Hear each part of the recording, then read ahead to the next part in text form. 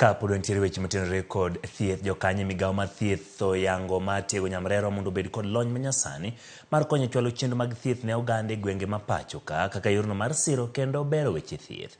Kane giloso romo mane okelo kanyakla jokanye sekta mar thieth mauke counties mopogore opogore pacho ka, kotelne kod jagoro mogiyore migawo no Mary Muriuki, giyango ni okang' ma kama gikawo mar neno ni 100% mag oganda nyalo geng'o tuoche chon kapok onyorogi kokalo kuom nyamrerwa. Gigeto neno ni kwan oganda malimo kuonde yudo thieth e pacho ka obiro dok piny kaponi okang' ma kama mar siro nyamrerwa obiro chop kare.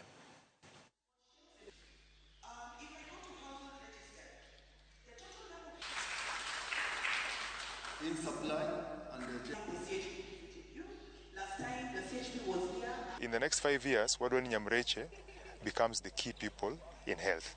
Gidhi kitimo preventive health, kinyisi gima gitimo, to then now our facilities chako reduce the number of people who get sick. Koro Nyamreche wabo timo training kodgi to professionalize the service, so that with the time kata stipend mawamiyogi should actually increase with time, so that wamiyogi gimilongo ni performance-based incentive.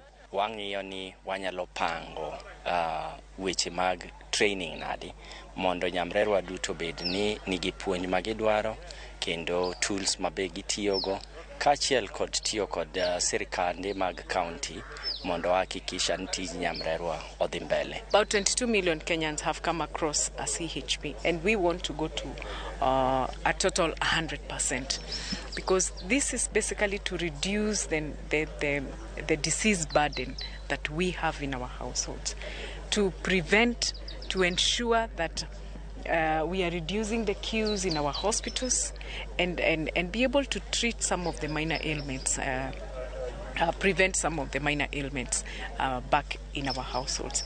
Therefore, this is a good program, and we are happy that we already started paying our CHPs.